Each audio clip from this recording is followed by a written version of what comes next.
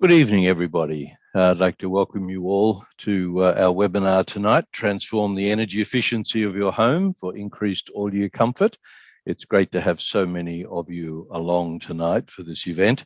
We had around 120 registrations. That gives you some indication of the amount of interest that there is in our area by people who are interested in improving the energy efficiency of their homes. So we hope tonight that you won't be disappointed, and we have an excellent speaker and a great presentation for you tonight. I'd also like to welcome Lucinda Flynn, who is our keynote speaker. I'll introduce Lucinda to you shortly.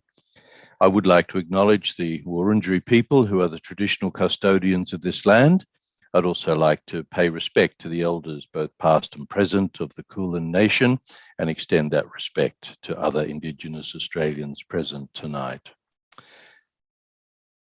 My name is Jeff Barlow. Some of you will know me. I can see from a lot of new names on the registration list that many of you won't know me. I'm the president of the founder and also president of Healesville Core. That's Healesville Community Renewable Energy, a not-for-profit group located, of course, in Healesville. And our ambition is to reach net zero by 2027 for Healesville. Quite a big ambition, and we're setting about in quite a big way to try to achieve that by providing some leadership for our community and now for our region. I also have the label of Executive Officer of the Yarra Valley Community Power Hub, and I was appointed to that position in July this year in relation to a grant of around $500,000 that was won by Healesville Core, and that grant was to set up the Yarra Valley Community Power Hub, which we have done, and we've employed some staff to run that organisation. The idea of the hub is to provide support for various community renewable energy groups throughout the Yarra Ranges, the Yarra Valley, and the Yarra Ranges Council municipality down in Cardinia, and also in the Nillumbik area as well. Like most events, tonight is not here just out of nothing. It's come from a lot of work and money, and I'd like to thank the people who have been supporting us and to enable us to get this event online tonight.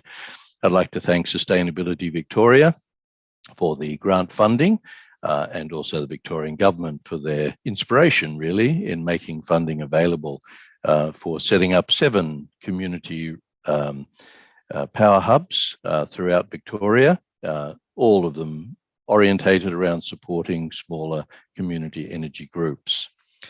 I'd also like to thank the Yarra Ranges Council. They've been consistently very supportive in providing grant funding for Healesville Core to enable us to run our events that enabled us also to apply for the grant to Sustainability Victoria to set up and organise the running of the hub. And of course, our hardworking staff, Amanda, Zarina and John, have worked very hard over the last 6 weeks or so, getting this event together and organising it, getting the web pages up and making sure that the marketing has all been done and everybody can hear about what's going on and what we have on offer. And a special thank you also to our IT people, Tom Bazelia, who's helping us tonight, and Jasmine Higgs, who was very, very supportive in helping us get up our web pages and our CRM system for the automated emailing and so on that is integral to this event.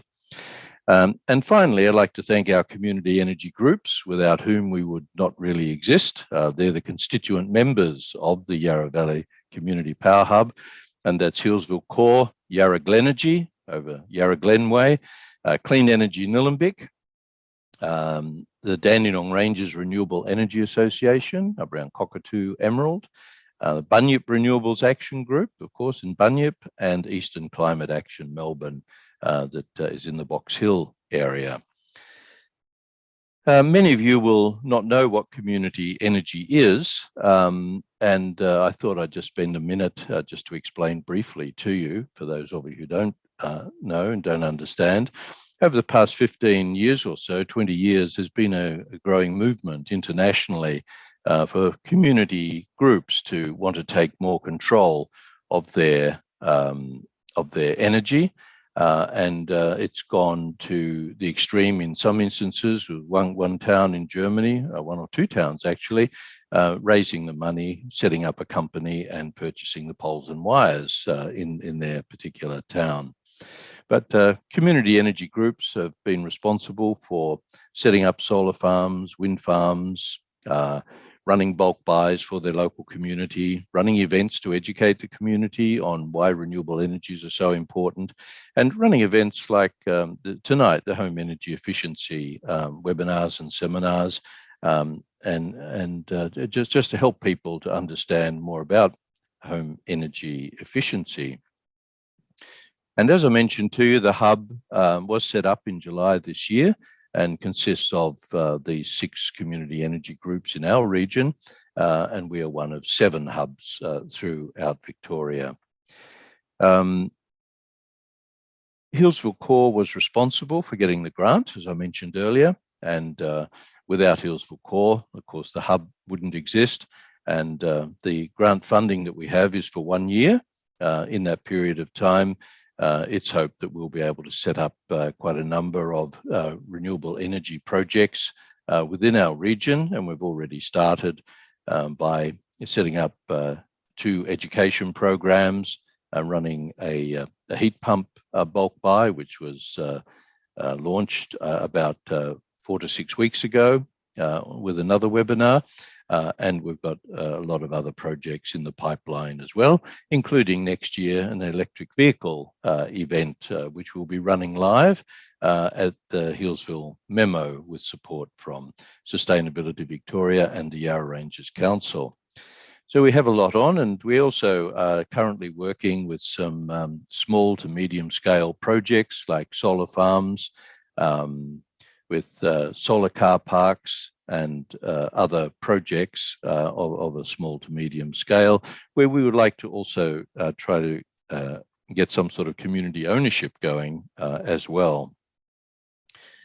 But the focus for tonight is specifically on home energy efficiency, and it has been said that historically, houses in Australia have been built like glorified tents, and many of our houses are without any insulation, and with cracks and spaces for the warmth to get out of the house in winter and for the hot air to come in summer. And some houses are very, very uncomfortable. So there are activities that we can engage in as households to make our homes more comfortable, reduce our carbon footprint, and work towards a reduction of the Earth's temperature. And any one of us is not going to change the temperature, but my view is, and it's the view of a lot of people in community energy groups, that if we work locally but think globally, then collectively we can do a lot to advance the cause. And of course, if every town around the world, every city and every citizen around the world did their bit, we would very soon have quite a lot of action occurring nationally and internationally to impact climate change. But without further ado, I'd like to introduce our guest speaker tonight, our keynote speaker, Lucinda Flynn. Lucinda is a certified home energy efficiency assessor who works professionally in the field. She will also be the teacher at the Box Hill Institute training course for our community home energy efficiency advisory volunteers, a course which she has developed specifically for the Yarra Valley Community Power Hub and the Box Hill Institute. Lucinda will inform us about home energy efficiency and what we householders can do to increase the energy efficiency and decrease the carbon footprint of our homes, creating lower energy bills, very important, and also importantly, more comfortable homes all year round, but particularly in extreme weather conditions. Lucinda has worked in the sustainability and energy efficiency industry for over 10 years. She and her partner run a retail business based in Hurstbridge called Going Green Solutions, a lovely little business which I visited myself. And if any of you would like to visit that business in Hurstbridge, I'm sure Lucinda and her staff would be pleased to welcome you. Lucinda has done many presentations and workshops in the field of sustainability and energy efficiency. And Lucinda, I welcome you with a very warm heart tonight, and hope that people enjoy the presentation that you're going to provide. Thank you very much for coming. Thank you, and hello everybody. It's fantastic that there's been so much interest in this. As Jeff said, I'm my passion is energy efficiency, and I am a member of our local clean energy group called Clean Energy Nillumbik. I am also working full-time as a home energy efficiency assessor. So the tool that I use is called the Scorecard, Residential Efficiency Scorecard assessments. I've been doing it about 10 years and looked at hundreds of homes, and I really enjoy the work that I do. I find it incredibly rewarding, and I'm hoping that in this presentation I can inspire some of you to look at your homes perhaps in a different way, and in all the simple things that you might be able to do to make it more comfortable and use a bit less energy. And that hopefully by the end of it, some of you will also be so inspired that you want to join the training course and become a home energy advisor volunteer. So let's go. We will be covering a lot of information tonight. It's a whole lot of stuff packed into 1 hour. So don't worry if you can't remember it all. It is being recorded and you can have a look at it later on. All right, is that looking okay? Hopefully everyone can see that okay. And Tom or Jeff, let me know if you can't. That's very clear. So what is an energy efficient house? I think the starting point for this should be to say what it isn't.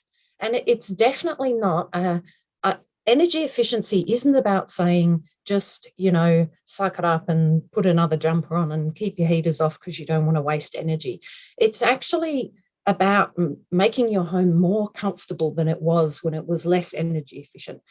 It's about making a home basically comfortable in all seasons and low cost to run. So for Victoria, this means that it's good at keeping heat in winter so that you don't lose what you've generated, and keeping the heat out in summer. It should be comfortable a lot of the time without any active heating or cooling. And then when you do need active heating or cooling, so that's one that uses a fuel source, hopefully it should heat up or cool down quickly and then hold that temperature. And all of the appliances, all the major appliances will be cost efficient to run. Why does it matter? Now, in the scorecard tool that I use, the average house, I think I'll be able to show you here, is a 3-star house. That's the average in Victoria. And that will cost, you know, in the ballpark of $1,500 to $1,800, something like that, to run a year. And it's not uncommon for me to see houses that are 2-star or 1-star, which cost a lot more. In fact, a 1-star house is more like between $3,500 and $5,500 a year, which is a lot of money to be spending just on the major fixed appliances. Jeff touched on why our homes are like this. I think that because we've had a mild climate, we've been able to basically get away with not building very thermally efficient homes, and the building codes haven't really forced us to either. Historically, we've had really low energy prices, both gas and electricity, so we haven't really been bothered either by the idea of just, you know, if we're cold, we just turn something on to fix that problem. And Australians, to my mind, also just don't really have a great understanding of energy and how it relates to our homes. And my personal theory is that it's partly because you can't see energy. So whereas you can see water, people have become really good at understanding when they're using water and making plans to use less of it. But energy, you can't see. You just turn things on and you use it. But who is to know what, if this item's using a whole lot or a little? You can't really see that. So I guess that's partly where my passion for this topic comes in, is just to try and help people understand their homes better so they work better for them. What's in it for our communities to become more energy efficient? Well, comfort is a massive one for me. Even if you don't end up using less energy, you can do things that will make you more comfortable without replacing anything, as in no appliances. Also cost, of course. An energy efficient home is going to cost you less to run. There are good government rebates for quite a lot of upgrades to more energy efficient appliances. So, that's just a little bonus to help us along the way. And an example I wanted to give from the other day, I did an upgrade scorecard on someone. I'd done an original scorecard assessment, and I think they had a 2.3 star house, and they'd done a whole lot of upgrades to the building shell, and they swapped over their plug-in electric heaters and put in 2 reverse cycle air conditioners. Their new star rating was 6.7, and they said they'd gone from paying $300 a month electricity and always being cold with those plug-in electric heaters to now paying $120 a month and always being warm with their 2 reverse cycle air conditioners. So it was a money saving, but also a major comfort change.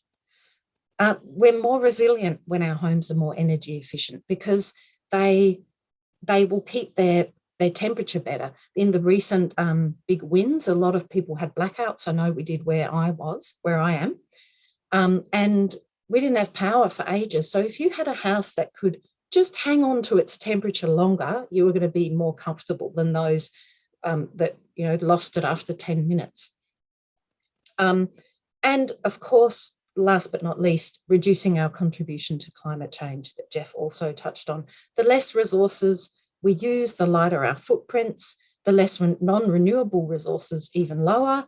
And that's why people are also making a change away from gas completely and to electric appliances and installing solar, because that means they're not using non-renewable resources or very little. And by making changes ourselves, we encourage other people to do it. The more people that make changes, like this guy that I mentioned who had the big savings and comfort difference, he's going to mention that to his friends, and then they're going to do it as well, and everyone's going to be better off. Okay, there are 3 main factors in energy efficiency at home. So the first is building shell thermal efficiency, and that's the way your house is constructed. It's basically the ability of your house to keep heat inside in winter and outside in summer. Of course, in other states, that'll be a different thing. You'll want different things, but for Victoria, that's what it is for us. Appliances. Appliance efficiency is how efficiently an appliance gives you the effect you want. So how efficiently will your heater give you heat? And an example of different efficiencies is that an open fireplace is about 5% efficient. If you burn wood, 95% of the heat goes up the chimney and you get 5% of the heat. Whereas a reverse cycle air conditioner that's new is going to be at least 300% efficient and more like 400 or 500% efficient. So that's a massive difference. User behaviour is the third of the 3 main factors, and it's how you use your home and your appliances. Even if your house is amazingly well designed and you have efficient appliances, you can use it in a really inefficient way. And when conversely, if you have a house that isn't that well designed and the appliances aren't that good, you can still use it in a more efficient way, than other. So how you use it is important. The types of energy assessment you can get, there are some that look just at the building shell, so just that first factor. Then there are others that look just at appliances. That's usually called an energy audit. So that's where you count every single energy using appliance in a house and work out which one's using what so that you can pinpoint possibilities for reducing energy. The type that I do, which is the scorecard, is a combination of both. And I think this is, to me, it's the most interesting one and useful one because it looks at a house as it is, an existing house, and the whole way it's built and the appliances and how they interact with each other. And it means that the person getting the advice or the assessment can really make plans as to what their best options are for making it more comfortable and more energy efficient. So before we begin, I wanted to show you this chart from Sustainability Victoria. It shows that heating is by far the largest cost of all the energy we use, and water heating is the next one. So that's why most of this presentation, it has a slant towards keeping heat inside and being energy efficient with heating. And that's just because it's such a major factor for us. We're going to look first at the building shell, then at appliances, and that third factor that I mentioned, the user behaviour, I'm going to put it in wherever I think it might be most appropriate. So let's start with the building shell. The building shell, or sometimes called the building envelope, is what separates our inside environment from the outside environment. And all of these factors that you can see listed up here play a part in how well your building shell works. When I'm assessing, usually I would also recommend things in this order. The ones at the top are often the simplest and easiest and cheapest to do, and will make the biggest impact. But it always depends on the house. So every house is different, and so sometimes you might shuffle them around a little bit. Zoning is the first thing that I always mention to people. A lot of older houses are already zoned well because that's how people used to make them. They didn't think about heating an entire house. They would always heat or cool a certain room. But and so more new houses are more likely to have big open plan spaces. But either way, whether your house is old or new, there are usually ways that you can incorporate some zones if you don't have any. The reason zoning matters is that one of the simplest ways to reduce your energy use is to heat and cool by zone rather than the whole house. The other thing is that regardless of using a heater or cooler, just by zoning off areas of the house that might be, for example, drafty or might get a real bashing from the summer sun, like a west-facing room with west-facing windows, by zoning those off, the rest of the house is going to stay more comfortable even before you put heating or cooling on. So here are some examples of how you can add zoning.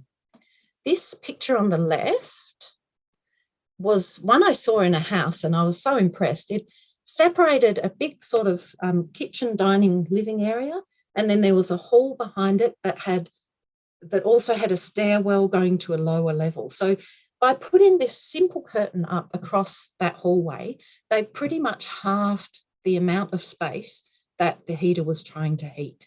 And it's so simple and yet so effective. The middle image of the Japanese curtain, they are lightweight, but it's incredible what a difference that can make, just separating one room off from another.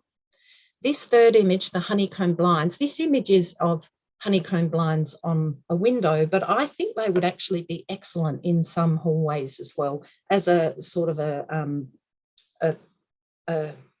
what do you call, a closable door, like one that slides to the side and closes.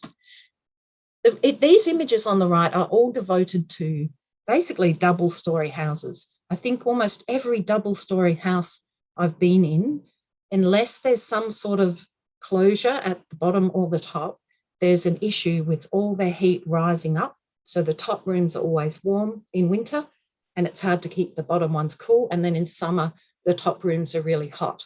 So the ability to just close off so that heat can't rise up is so important. And these are some fantastic ways people have come up with doing that.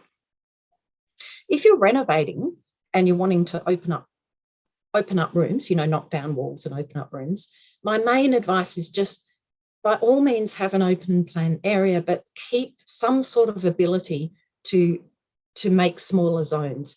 Temporary, permanent, doesn't matter. Just give yourself that choice of making a smaller zone if you want to. Draft proofing is the second thing that is always worth looking at. And even if you just do this one thing to your house, it is likely to make a big difference, especially if you're in an older house. It's often cheap to do, simple to do, and people are largely unaware, I think, of all of they can feel there's drafts, but not necessarily are aware of where they're coming from. I do want to point out the difference between ventilation and a draft. So we do definitely need ventilation in our houses, and that's a really important part of being comfortable. But a draft is, you could say it's ventilation that is uncontrolled. And a lot of older houses have this uncontrolled ventilation built into them. And so what we want to do is seal those and have ways of ventilating the house that we can actually actively use. So windows that you can open and close, exhaust fans that you can turn on and off without it being a constant draft. Draft proofing saves energy in two ways. One is that by stopping drafts, you don't feel cold as quickly, so you're less likely to turn on the heater. And it also means that your house is literally losing less air, so the heater is not having to replace that heated air all the time. They do say that in the average Victorian home, and I don't think this is an exaggeration, if you add together all of the gaps and cracks, it's the equivalent of having a 1 metre square window open all the time. And none of us would want that, and yet our houses are frequently doing that. This chart is one of my favourites. It shows all of the different common drafts in a house and the comparative impact they have on, air loss and gain. You can see that the very largest one is a chimney, and it's surprising how many people have older houses that have open chimneys that aren't in use, but they're left because they look nice, and they do look nice. It's actually really simple to just put a chimney stop into that chimney, and that will stop you losing that huge amount of air that you can see on the chart. And there are some other things on this chart too that you might be surprised about. So one is evaporative cooler vents in the ceiling, ceiling and wall vents, and exhaust fans. These are things that you can't really see the draft necessarily. So often people aren't aware that they're there. But we're going to go through a bunch of drafts now and show you some pictures. So these are, I suppose, the beginning things that you'd look at in a house. One is external doors. This picture up the top is just showing a massive gap under an external door, which, as you can imagine, is letting heat in and out all the time. This one is an internal door, which usually it wouldn't matter for an internal door, but if it's an internal door to a room that has a large draft, for example, an open louver window in an old toilet, then you would also draft proof that door. Windows is another one which can, if they can technically be quite simple to fix if they're an awning window like this. If they're not, there's always other ways you can go about it. Sometimes with doors and windows, you do need to actually do an adjustment on them to make them close properly. These are some other drafts that are common in houses. We have, hang on, let me get my thing, a wall vent. And lots and lots of houses that I go to have wall vents still, and people rightfully think, well, they have been built into the house, so they must be needed, right? Well, actually, no, they were built in prior to, well, they were built in when we had unflued gas heaters and kerosene heaters and things like that that did need permanent ventilation to keep your air safe to breathe. But we don't need them now, and you'll notice any houses after 1990 or so just don't have wall vents. So those can be sealed up. Then we have this one up the top is just some gaps and cracks around a ceiling. This one, oops, sorry, didn't mean to do that. This one is around a door jamb. That's a common place for drafts in the skirting boards. Here's some more drafts in skirting boards. And then the two pictures on the right show where there has been either plumbing or electrical work done, and the tradespeople have cut a hole and just not sealed it very well. And often they go straight into the wall space or under the floor. So they're well worth sealing up as well. Other drafts that you might not have noticed are in old skylights. So the top left picture, those ones are often vented at the top. And so there's constant air coming in and out. Unless there's a ceiling level layer, then they can be a very drafty thing, but you can do something about that too. This wall vent here, that is this picture, a ceiling vent. They predate exhaust fans and also are a hole straight into the ceiling. Then we've got the just floorboard cracks. The one on the right is what an unsealed exhaust fan looks like from inside the ceiling. You can see that it is literally just a hole cut into the plaster and letting air in and out all the time. Then below that, we have this hole. It's just a hole in the brickwork of a house. And these two at the bottom, the open louver window and the permanently vented toilet window, that's actually also quite common in a 60s or 70s house, and they can be sealed up too. Couple more. Downlights are sometimes a draft issue, the big ones and also the ones that have these gaps around the sides. There's the evaporative cooler vent, and also the heat lamps are another one. Oh, and the chimney. These are some of the products that can be used to seal up drafts. I will just mention a couple. This one here is a sun tuff that you can put into the bottom of a skylight shaft to pretty much trap air, but also stop drafts. This one here is a chimney sheep that gets put up a chimney. It can be removed if you want to use the chimney, but a perfect way to stop that draft. Then this one on the right, I'll mention quickly too, is just an evaporative cooler vent cover. A special note about gas and wood space heating. Sometimes if you have older style heaters, then they will be using air from the room to combust, and also potentially putting combustion products back into the room. So that's the only situation in which we don't recommend draft proofing all of those gaps, and that's because we don't want to affect your health, basically. So if this is the case, you would not draft proof a room. However, personally, I think you'd be better off to swap that heater over to something that isn't going to be putting combustion products into the air. You could also put in a carbon monoxide monitor just to make sure you're always being safe.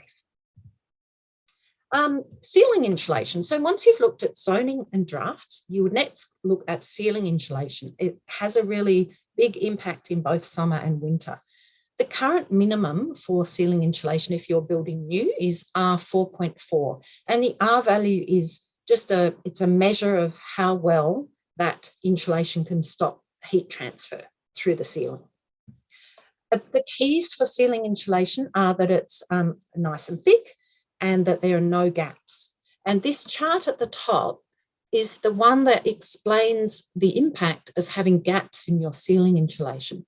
You can see here that if you have just 5% gaps, you are halving the value of your insulation. So even if you have a brand new build house with R4.4 insulation and you have lots of gaps because of downlights or because it just hasn't been laid well, it's actually only functioning at a much lower rate. So if you have an advisor or assessor come to look at your house, that's one of the things they'd be looking at. And they also can help you work out where that is on the priority list. This second chart at the bottom shows the change in heat transfer depending on the amount of insulation you have. So this point here is a house with no ceiling insulation, and you can see there's a lot of heat transfer. But once you get to, say, R3, you've really made a big impact on stopping the heat transfer. So if I looked at a house that already has R3 insulation, even though the minimum for a new build is here, I still wouldn't put that as the first priority for that house. I might say that if they have no wall insulation, that might be a better place to start, because that's then up here, and they can have a really big impact by adding something there. It doesn't mean it's not worth doing the ceiling, but it just changes the priority order. It is possible to DIY ceiling insulation, but there are a bunch of safety considerations. So you really want to know what you're doing. There's risks of falling, the ladder safety, inhaling dust, getting it in your eyes, electrical safety, and potential asbestos. So this can be done, but make sure that you have investigated properly. Whether you do it yourself or you get someone to install it for you, these are some of the potential challenges and things that you'll have to work out in the ceiling. So this is a good time to just make a quick mention of recessed downlights. One of the most common reasons for gaps in ceiling insulation is the existence of these recessed downlights. You can see on this top left picture. Until recently, these all had to have holes left, that you had to leave a hole in the insulation around every downlight, I think around 20 centimetres on each side. So as you can imagine, that would quite quickly add up to the 5% gaps. Now, there is a way around that, and there's two ways. One is that you can put a downlight cover over that downlight, and that will mean that you can insulate more closely around that. And the other is to swap it over for pretty much the best kind of downlight, which has an IC4 rating. It just means insulation coverage is safe, and that way you can insulate around it and there's not going to be any fire safety issues. Another issue in ceilings is this one. This is just an exhaust fan, and you'll often find that when a tradie installs an exhaust fan, they pull the insulation away from that space, and rather than cutting the insulation to fit it in back around the exhaust fan, which is what you want, they just leave it to the side. You can see this bottom picture just shows a roof space where there's lots of ductwork, maybe evaporative cooling, ducted heating, and it's just hard because there's so many things in there. And the one on the right, the picture at the right as well, is the same. There's just a lot of stuff going on in that roof, so it's going to be harder to do. All right, some more examples of well or poorly done insulation. Remember, I said it's got to be nice and thick, so that's that one. This one shows good coverage. This one looks like it was fairly recently installed, that insulation, but I think a tradie has come and installed these bits and pieces and just pulled the insulation away. And that's what you can see on the picture on the right, is that the insulation looks quite new, but it's all been moved to the side and not put back. So this is the sort of thing you can figure out yourself and put back. All right, window improvements would be next on your list of things to focus on. And upgrades to them, windows can be anything from really simple and cheap to very expensive. Why are they important? Well, it's because a single pane glass window has almost no insulating ability. So if you think about how much insulation we're having in our roofs, well, having a window is just this little thin window that heat can pass through fairly easily. Even a double glazed window, to be honest, also has a fairly low, if you convert it to an R value, it's quite low. So the Australian Window Association estimates that up to 40% of a home's heating energy can be lost through windows, and up to 87% of a heat is gained through them. So there's much greater loss and gain through windows than there is through a wall, even an uninsulated wall. But there are luckily lots and lots of things you can do to make them better. And it's a massive frustration of mine that because double glazing is so well marketed, it has the effect that a lot of people think it's the only thing that they can do, where in fact there are a range of things, and it's worth considering all of them and a combination of one or more of a bunch of them.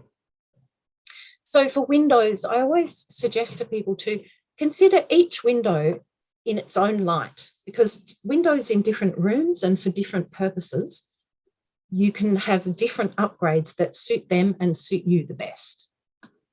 The four main things to consider are window coverings and pelmets. I'm sort of lumping them together because they go together. Then there's the glazing, the glass. There's the frames that is holding the glass. And then there's external shading. So the absolute ideal would be that for every window, you have the best possible window coverings, pelmets, double glazing, excellent frames, and external shading if needed. But of course, not all of our budgets can do that. So that's where I say, look at each one and work out what you can do that works best for that window and best for you. A quick note on orientation. Orientation is about the position of the house and your windows in relation to the sun and wind. And if you are building new, orientation is really, really important to get right. But the houses that I see, they're already existing. So usually there's nothing you can do about orientation, but what you can do is look at where the house is positioned, oriented, and then work out some ways to mitigate any problems that might cause or enhance any positives that it might offer. So I won't mention any more about orientation now, but we can I will mention it as we go on as it's relevant. Now, window coverings and pelmets, I think, are an excellent place to start in an existing home. They can be quite a cheap place if you are on a budget and you just need to do something to fix up your windows. I do want to show you a couple of things on this chart here. So the first one is, well, first of all, the chart is showing the comparison of winter heat losses through windows and comparing different kinds of window coverings. So this one you can see is a bare single glazed window. That means a single glazed window with no window covering at all. Then here you have a bare double glazed window. Just under it, you have a single glazed window with heavy lined curtains and a pelmet. So you can see that a single glazed window with a heavy line drape and a pelmet is actually marginally better at stopping heat transfer than a double glazed window with no window covering. So I guess I like to show people that just to show them that double glazing is fantastic, and if you can afford it, definitely do it. But if you can't afford it, there are other options. You can often get heavy lined curtains from secondhand shops because they're not in fashion, and you can get really good quality ones, and you can make your own DIY pelmets. So that could be a good option. It's also a good option for a renter who is obviously not going to go and upgrade all the windows to double glazing, but you can put in your own window coverings. Window coverings are particularly good at stopping heat loss through windows in winter. They do help in summer a little bit, but mainly it's for winter. And here are some examples of thermally efficient window coverings. This one here is just a heavy line drape, and it actually does have an invisible pelmet on it, which I'll show you now. I was going to say I'll show you later, but I'll show you now. This picture at the top here shows what's called an invisible pelmet.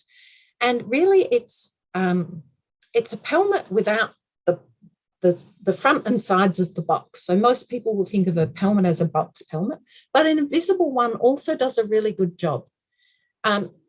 This one is a DIY kit you can buy from a business called EcoMaster that have a lot of different draft proofing products. And the one below it, this one, is a very cheap, simple one that you can make yourself by cutting it's some sort of builder's plastic or something and just basically putting it at the top of the curtain. The most thermally efficient covering is going to be a heavy lined curtain with a pelmet, but other options, whoops, change the screen again. Another option is this one, which is if you have deep window frames or reveals, you can install a honeycomb or sometimes even a Holland blind inside that, and that also stops air flowing. The key with a good window covering is to stop air flowing across the window because that's how the heat is transferred. Next, after the coverings and pelmets, you would be looking at glazing, and there are many different ways you can upgrade glazing. I suppose the simplest and most well-known one is to simply take out your single glazed windows and buy double glazed windows with new frames and put them in.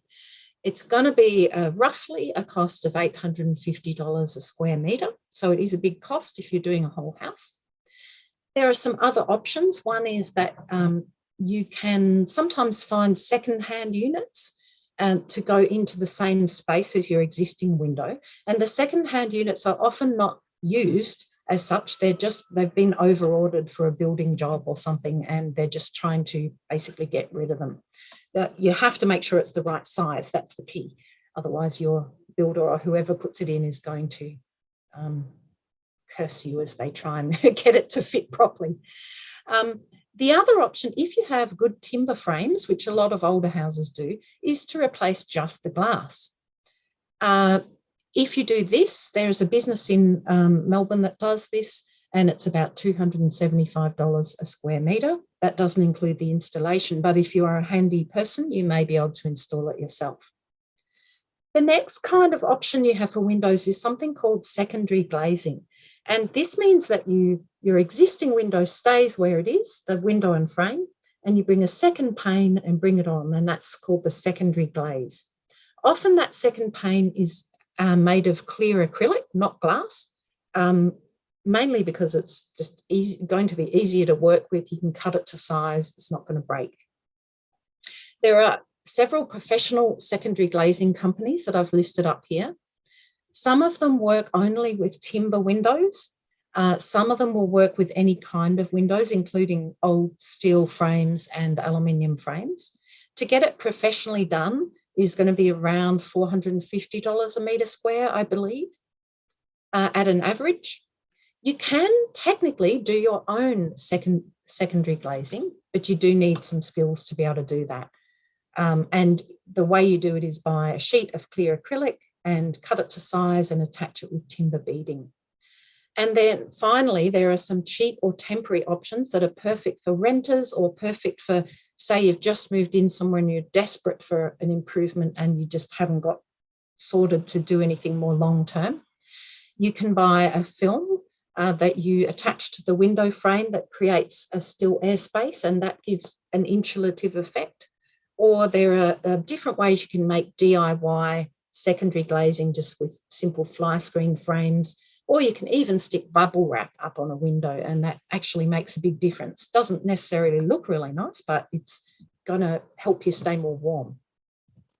And here are some pictures of these things. So we have the double glazing here on the left. This one here is professional secondary glazing, which you can see it looks really nice. You wouldn't know that it's, not a double glazing. Then we have someone here attaching their own clear acrylic secondary glazed panel. So it comes like this with this paper stuck to it, and you pull that off. Down here you have the clear comfort film that's attached to the frame. And again, you can see how it leaves a little space. And here's somebody installing some bubble wrap on their windows as a temporary option. Frames are really important, and they too often get forgotten, but I'd like to explain a couple of things. So the first thing is have a look at these blue arrows. Hang on, where are we? Here. This is a single glazed window with an aluminium frame, and this is a single glazed window with a timber or a UPVC, which is plastic frame. So you can see that the frame has a big impact on the thermal efficiency of that window. Now, here's a double glazed window with an aluminium frame and a double glazed window with a timber or UPVC frame. So you can see that this is by far the most efficient. And the other thing that I want to point out is that if you have single glazed timber framed windows, you're not going to get a massive benefit from upgrading to double glazed aluminium framed windows, which is most commonly what is sold for double glazing. So just keep that in mind. And if you have the single glazed timber framed, perhaps it might be a better option to try and upgrade just the glass. All right, and the last thing is shading. External shading is the absolute key when it comes to stopping summer heat gain. Every metre square of direct sun that comes onto your glass is like having a bar radiator on in the room. And so the best way you can stop that is by simply shading your windows. It can be any sort of physical cover. It doesn't really matter what it is. You just need to stop the sun hitting the window. One of my favorites is this one here, the deciduous vine. So it grows thick and lush in summer, and you get a green canopy that shelters you. And then in winter, all of the leaves fall off and the winter sun can come straight in, which is great. The best shading for east and west windows is vertical shading, because that's when morning and afternoon is when the sun is at quite an angle. And for north, it's horizontal shading. User behaviour is really important when it comes to shading, because you can have great blinds, but if you don't put them down at the beginning of a hot day, they're not really going to do much good. So you need to be active when it comes to external shading. Okay, next, after all of those things, you would be looking at wall and underfloor insulation. And it really depends on the house which one you would do first. So for walls, these are a couple of pictures showing how, hang on, I'll try and circle them. This is showing wall insulation being pumped into a weatherboard home just through little holes in the weatherboard. So they pump it in and then they fill up the gaps.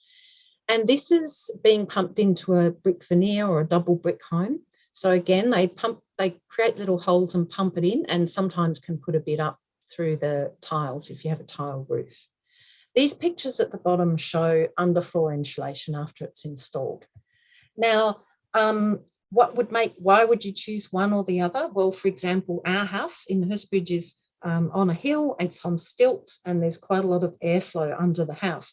And we only had floorboards, no carpet or anything. So for us, underfloor insulation was quite a high priority. Whereas if you have a house that is, got a bricked-in enclosed underfloor area, there's really not that much airflow, and you've got floating floorboards or carpet throughout almost all the house, I wouldn't even probably bother, because those things are all stopping the airflow and stopping heat transfer. So again, if you get an assessor or an advisor to come and look at your house, this is the kind of thing they can help you work out what is most appropriate for your house, because each one is so different. So onto the key energy using appliances. I'm only going to look at the top ones, the top energy using ones, which is heating and cooling, hot water systems mainly, and then everything else I'll give a very quick mention of star ratings for other appliances. But heating and cooling and hot water are really the key ones that account for a lot of your energy use. Lighting used to be more of an energy user, but these days, with everything being switched over to LEDs, they're so efficient that lighting is no longer a big drain. All right, so for heating, the reason we started this whole presentation with the building shell is because by improving your building shell, you are significantly reducing how much heating or cooling you need to do. So, and remember, an energy efficient home is just going to be more naturally comfortable, and you won't have to use the same amount of active heating or cooling, which is going to save you money. The most common form of heating in Victoria is gas ducted. This one here at the top. Gas ducted heating, not zoned. That's, I reckon, 80% of houses I go to have gas ducted heating. But the most efficient, energy efficient way to heat is actually reverse cycle air conditioning. You can see that's the case either in a room or for a whole house. A lot of people have memories of when reverse cycle air conditioning was actually quite expensive to run, and that has held on. It used to be that people only installed them for cooling and they would rack up a bill trying to keep their house cool. But things have changed a lot. The technology of reverse cycle air conditioning has improved out of sight, and they are so much more efficient now. And as heaters, they are the most efficient way to heat by a long shot. There's nothing else that comes even close.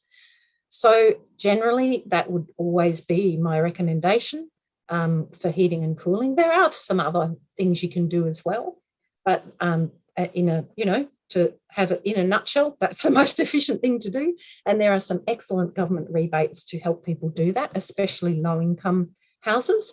There's a new one that's for people on a combined income of less than $90,000, where they pay you $1,000 towards the cost, plus some extra if you need to cap off a gas system and things like that. So once you have your heating sorted, how do you make it as energy efficient as possible? So basically, this is what you can do, even if you don't change your heating. What do you do to make it work best? Now, the simplest couple to begin with are to dress for the season and set the thermostat. So one of the ways we waste energy is by putting our thermostats too high in winter and too low in summer. The ideal temperature to set your thermostat in winter is between 18 and 20 degrees. So basically, you'll still need to put a jumper on, but that's okay, it's winter. I'm not saying you should be uncomfortable. I definitely don't want anyone being uncomfortable, but you do also have to, acknowledge that it is actually winter, and so that's how you behave. I'm thinking teenagers here who want to put the heater up really high and walk around in a t-shirt in winter. I can't do that. Of course, another way is to heat by zone rather than the whole house, and that's why individual reverse cycle air conditioners are also a really good option, because you can just keep one area comfortable without heating a huge area. It's really important also to keep everything that you're using serviced and working well. Now, this picture here of the ductwork was actually a house that I assessed, and the homeowner had literally that week had a brand new ducted, high efficiency ducted gas heater put in. And she said to the installers, can you check the ductwork, because I want to make sure it's working well, and, replace it if it's not. And they said, oh, no, it's fine. If it's not blowing cold air, you'll be fine. But she said, oh, to me, can you just have a look? So I looked under the house. I didn't even need to do anything. I just opened the hatch, and this is what I could see, was this terribly torn up ductwork.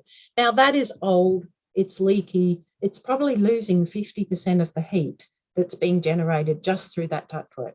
So it's really critically important to make sure that the unit is working well, but also if you have a ducted system, to make sure the ducts are in good condition and repaired if they're not.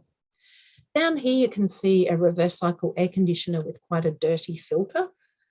It's surprising how many people aren't aware that they have filters, but you need to take them out every now and then. It's very easy. You just open up the flap at the front and take the filter out and give it a wash with soapy warm water and put it back. One other thing that is a great way to keep warm that a lot of people don't know about is what's called a personal heating device. What you will have heard of is a hot water bottle, but there are modern versions of this. And one of them is this. You can see that chair. That is actually my office chair, and that is my heated seat pad that I sit on while I'm working in winter. And often that is enough to stop me having to put the heater on, because just sitting there on that warm pad is enough. And you can get heated throws and, heated blankets, heated vests, all sorts of things, which are brilliant. All right, cooling.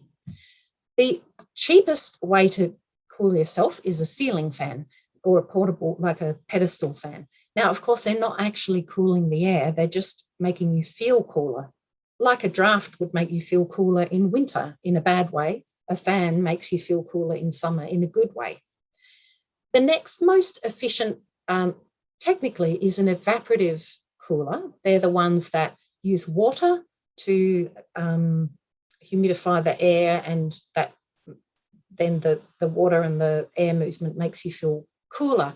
But the problem with those is that as the temperature changes, becomes more extreme, and there's more humidity, they tend to work less well. They don't work with humidity or over about 30 degrees. So the experience of what I've seen in houses is generally that Some people are happy with just evaporative cooling if the heat doesn't bother them too much, but a lot of people will end up getting reverse cycle air conditioning as well to manage those really hot days.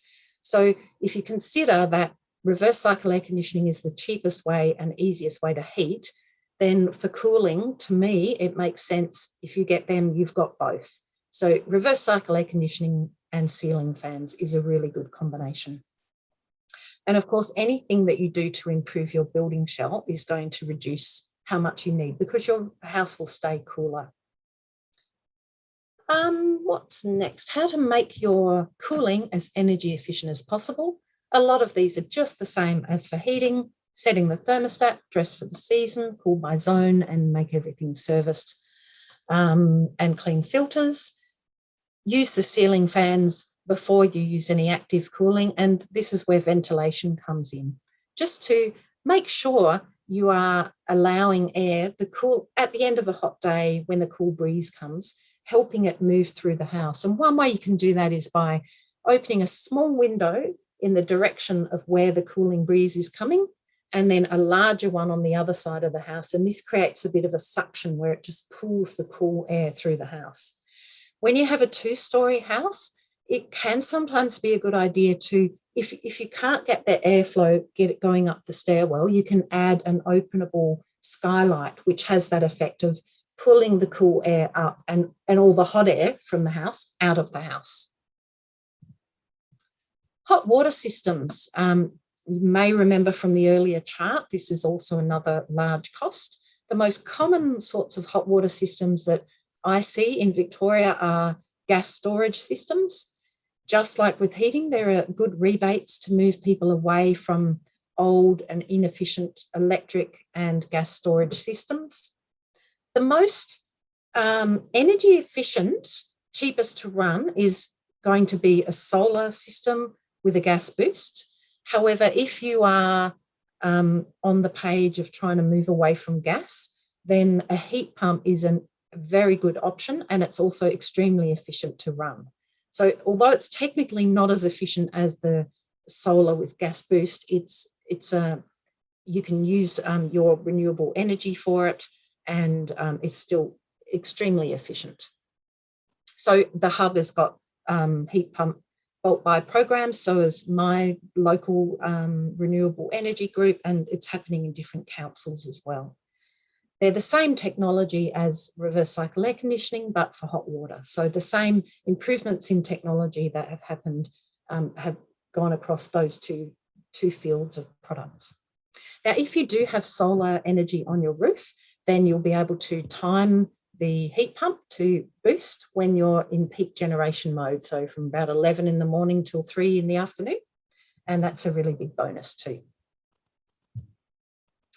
Making it as efficient as possible. So again, even if you don't change what you have, there are lots of things you can do. One is to make sure your shower flow is not too high. The optimal is a Wells 3-star rated shower head, which is the standard that you get in the hardware store, uses between 7 and 9 litres a minute.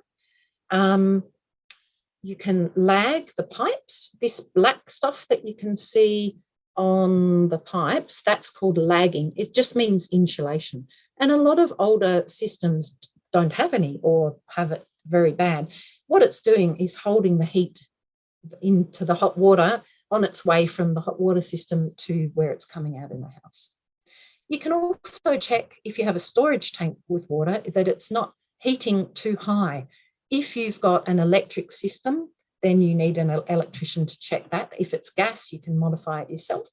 Basically, it has to be at 70 degrees for safety, for killing bugs and things, but if it's higher than that, you may be overheating it unnecessarily.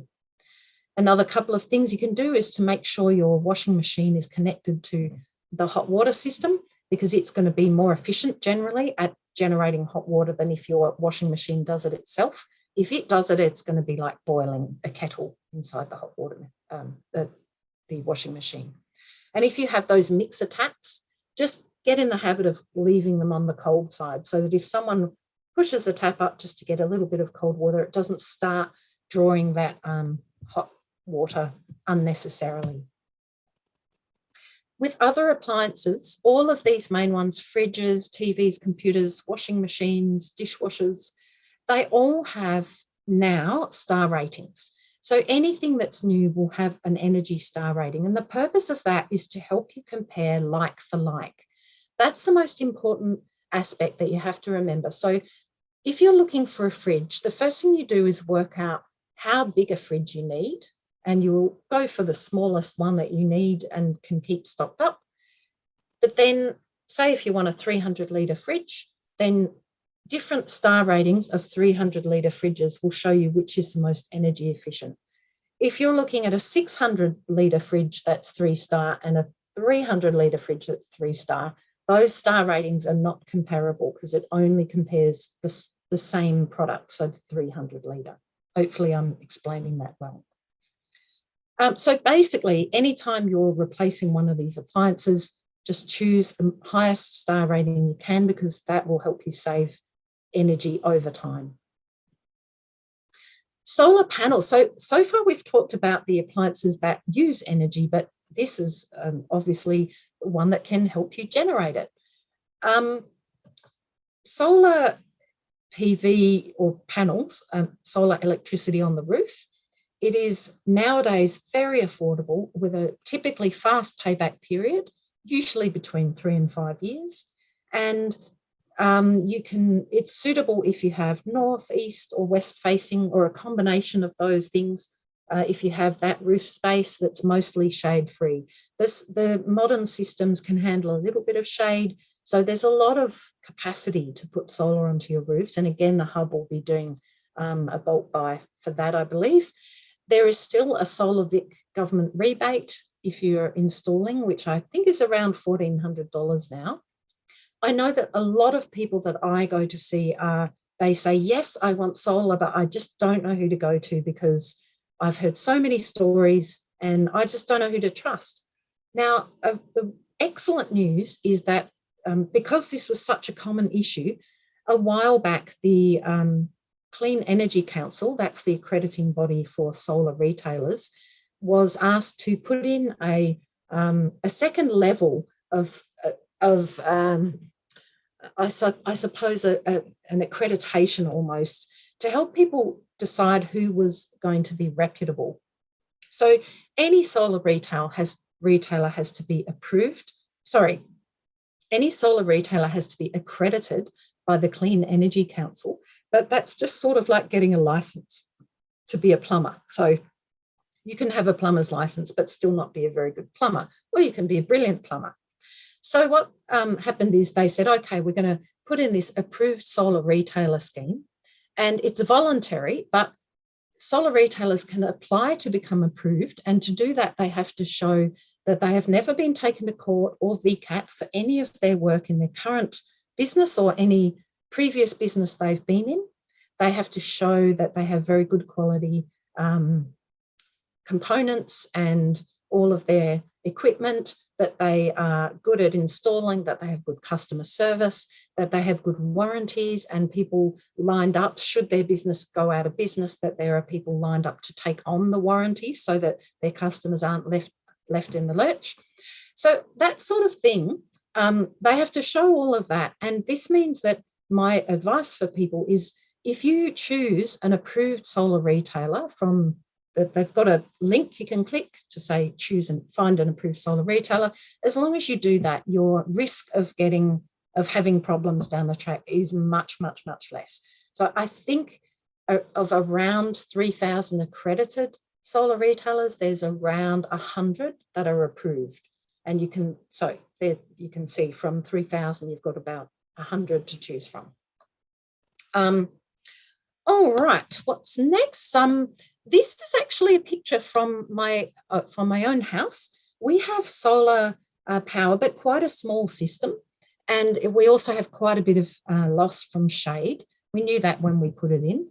But it shows, let me show you, try and explain it here. The blue and green section, so this is over 7 days. The blue and green section shows the peak solar generation window, and the blue bit is where we're using the energy. The green is what's being exported to the grid.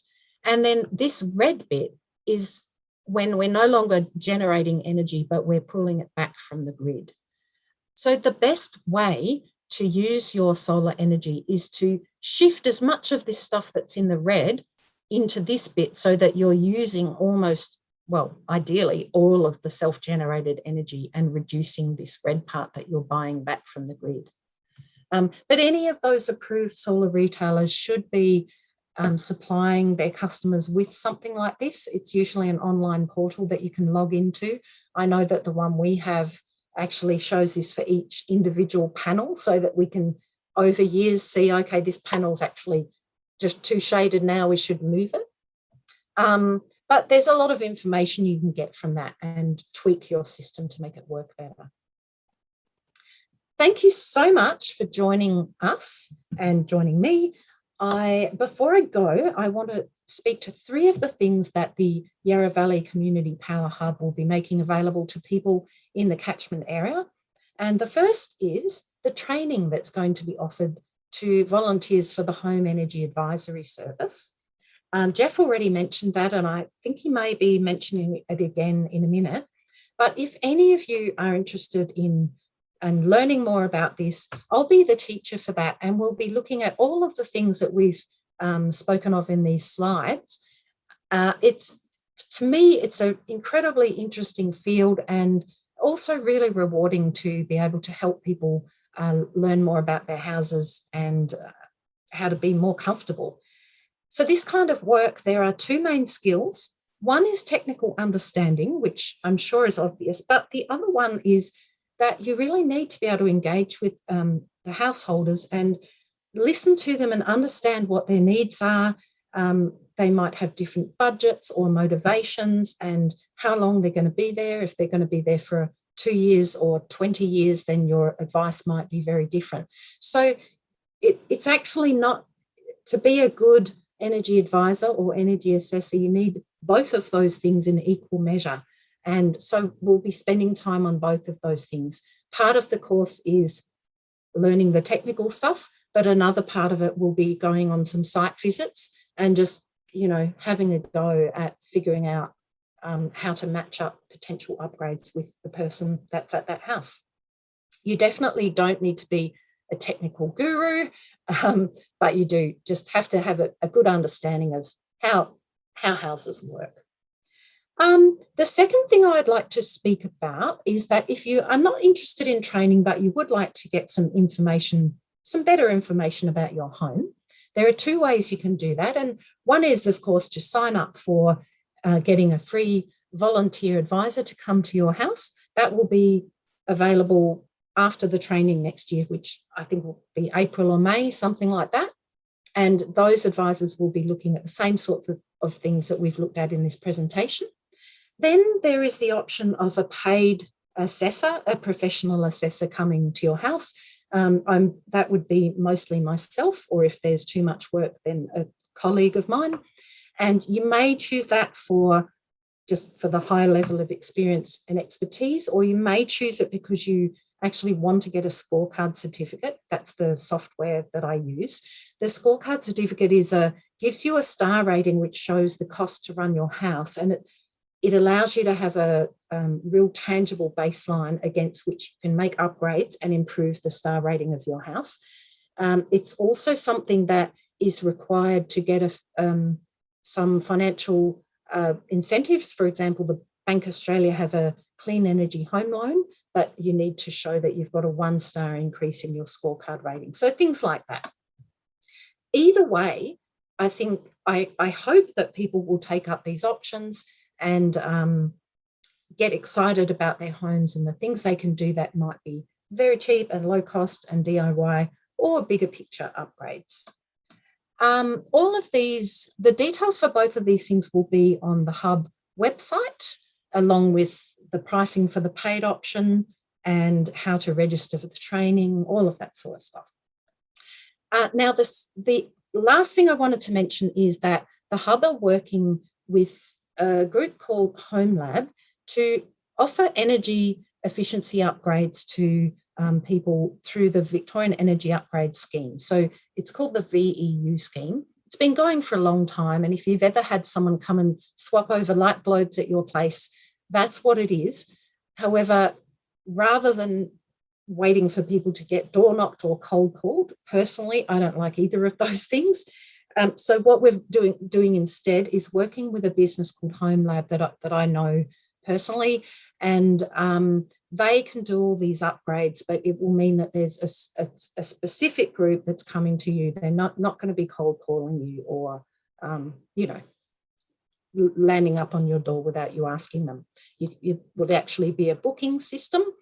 All of the information about the different upgrades will be on the Hub website. They do a bunch of things under the free scheme, and there's also a few other things that they can offer at an additional cost.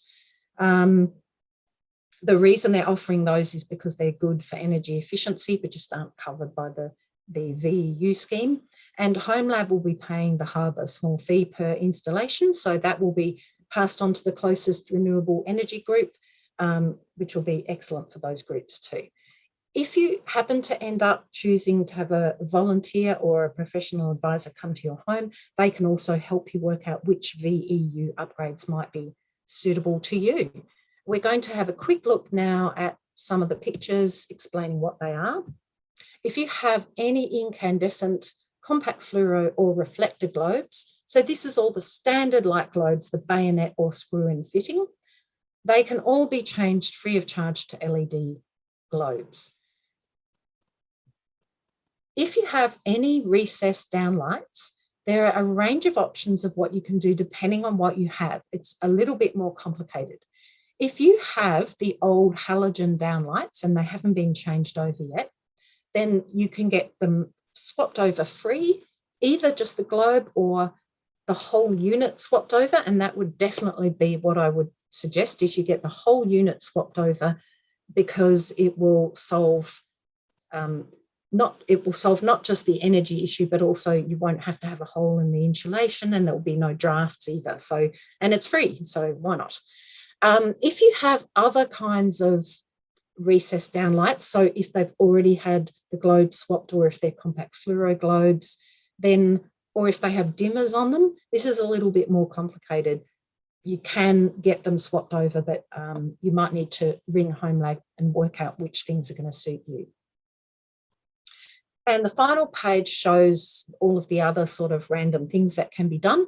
Up to 2 external doors can be draft proofed per home, free. And that includes a door to a garage, or an internal door to a toilet or bathroom with an open louver window. So I don't know if you remember the picture of the glass slats. They're not around in modern homes, but if you've got a 70s home, you might well have something like that. So that's included as an external door. If anyone has unsealed exhaust fans, the ones I showed you is just a hole in the ceiling, then Home Lab can install these draft stoppers over the top, and that stops them being a draft. You can have as many free in your home as you have unsealed exhaust fans. Shower heads, if your shower has a flow rate of higher than 9 litres per minute, you can have a free swap, up to 3 per household. And a new one that's been added to the VEU scheme recently is the in-home energy displays, which you may have been getting calls about and flyers in the letterbox. Basically, they will organise an electrician to come and install this device on your meter box, and then they link it up to your smartphone, and there's an app, and you can see what energy is being used in your house. So that's a really useful thing if you're trying to, learn better how your house works. And then just a couple more things. The wall vent covers, they are available. Personally, I think you're much better off just filling it with plaster, because the wall vent covers can sometimes fall off and you're never going to need them again. So just fill them up. With hot water systems, the lagging that I mentioned, Home Lab can do that for you at $15 a metre, which can be a great option. You can buy it yourself and do it, but so easy to get someone else to do it. And at the same time, they can do this thing called a valve cozy, which is also for a hot water system. Thank you again. It's been lots and lots of information, but I hope that you're inspired by some of the things you can do to your houses, and that you might like to join the training. thank you very much. And I might hand it back to Jeff. Thank you very much, Lucinda. Very interesting and Yes. informative presentation, very enjoyable as well. And Sebastian Krangle, to everyone, saying excellent presentation, Lucinda. So thank you, Sebastian. Thank you, Sebastian. We did have a couple of questions. One I can respond to, and perhaps one quick one for you, Lucinda. A gentleman whose name I've forgotten.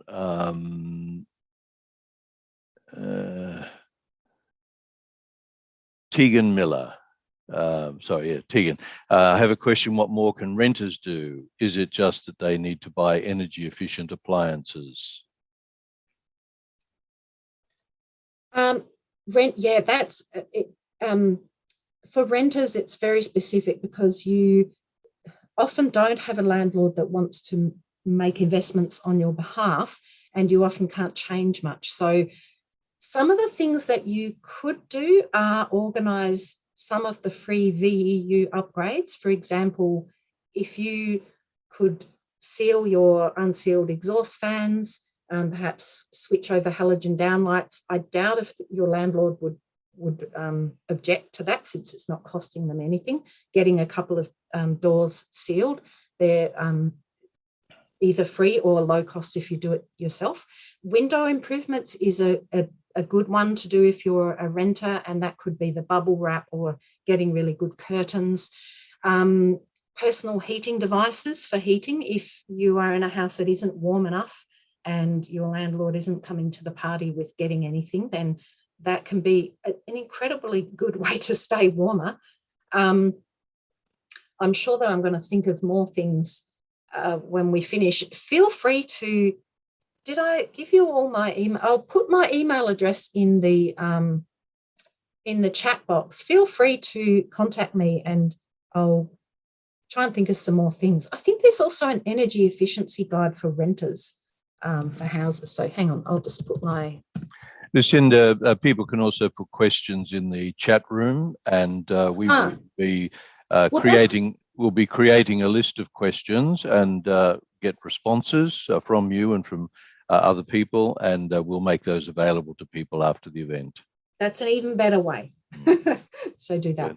Yeah. And there was another question on asking about chromogen heat pumps.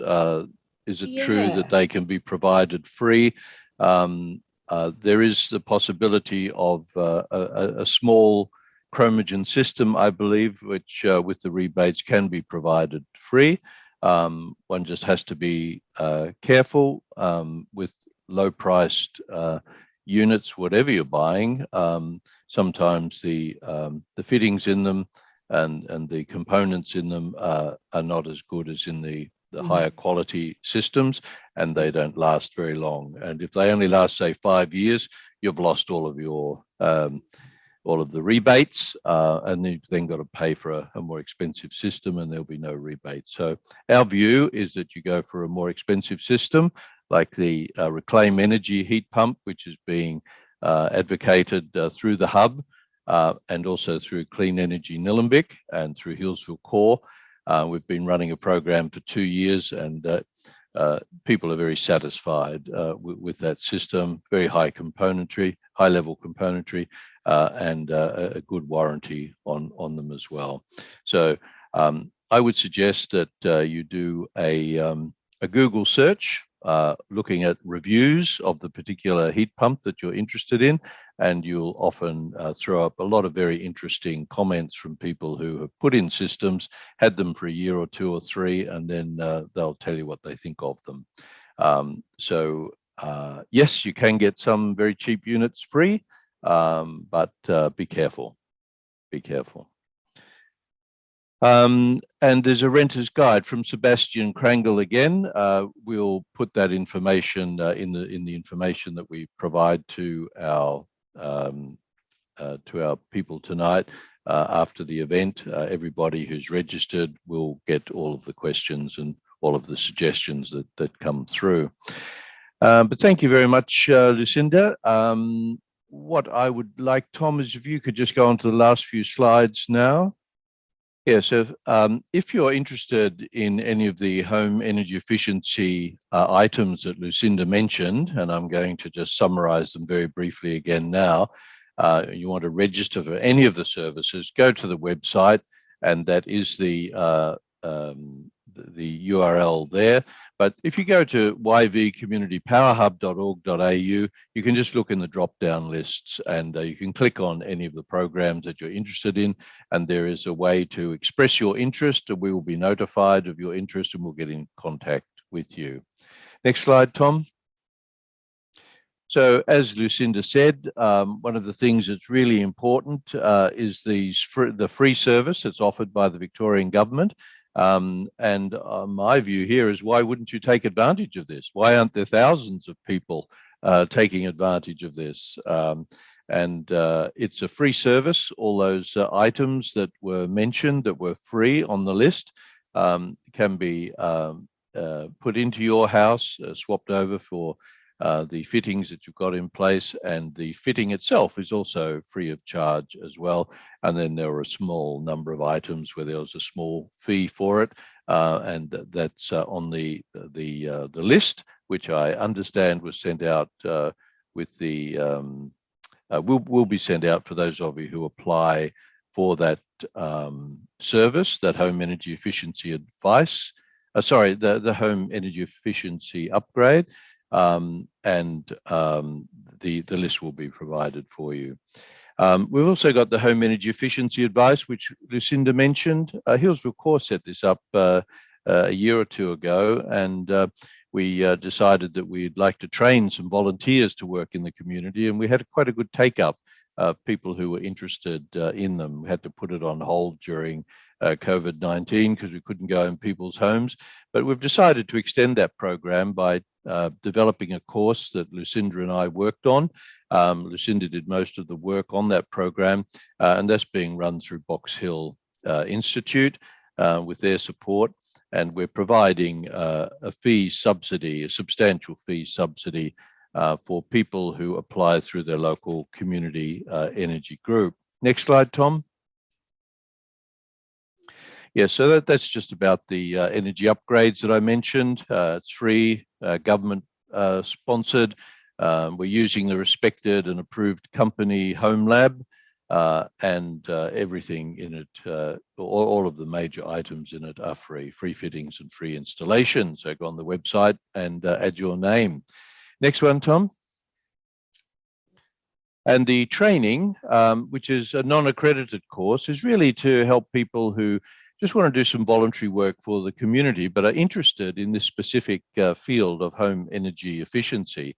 Lucinda will train you to do that advisory service with your local community. And for those people who are approved by their local community group, and you can contact us and we will put you in touch with one of those groups to get approval.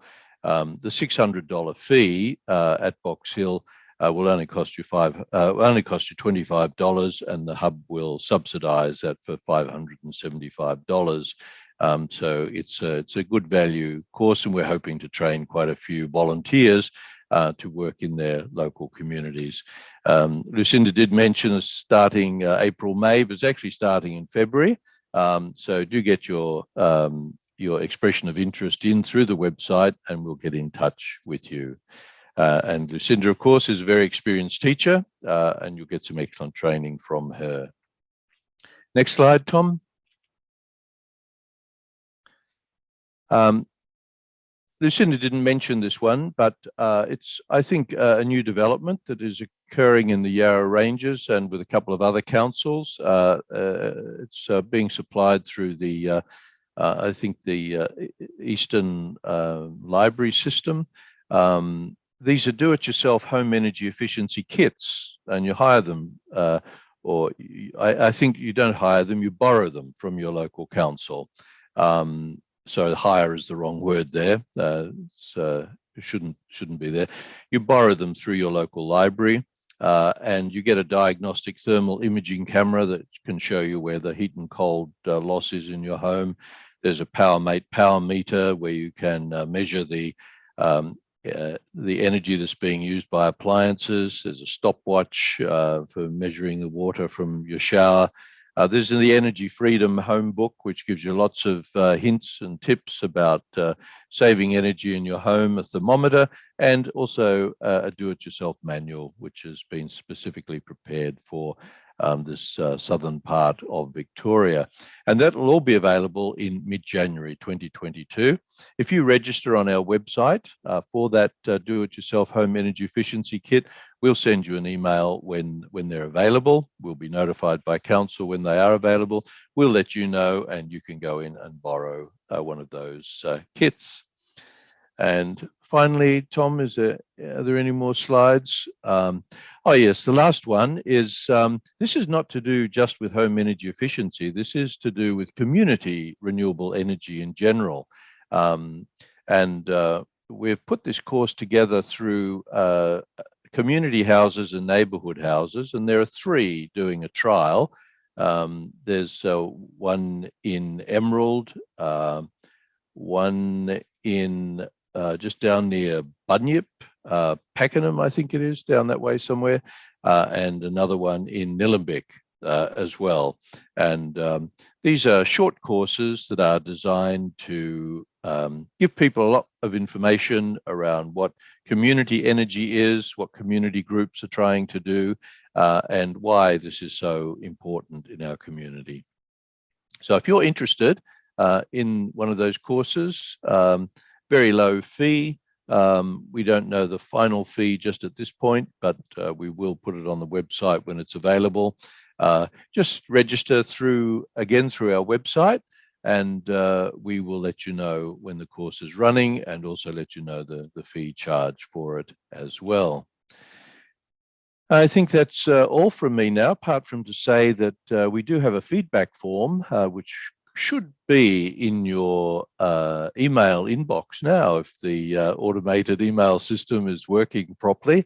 Let's hope it is. And if it didn't work, then we'll make sure that it's in your inbox as soon as we can manage that.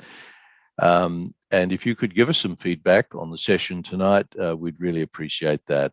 It helps us with our grant funding for the small community renewable energy groups, and it helps also to provide information back to Sustainability Victoria and the Victorian government about how taxpayers' money is being spent and whether it's being spent wisely or not, and you're the best judge of that. So thank you all very much for attending tonight. Thank you, Lucinda, for your great presentation. If any of you are interested in becoming a member of a volunteer in a local community energy group, just contact one of the groups on the drop-down list that was on the registration form, or get in touch with us and we'll put you in touch with your local nearest local group. It's great fun, a lot of work that's very, very interesting and fascinating, and it's great work for the community and for the climate, and helps people quite a lot. Most of the people I know, myself included, get a great kick out of doing the work and really enjoy it.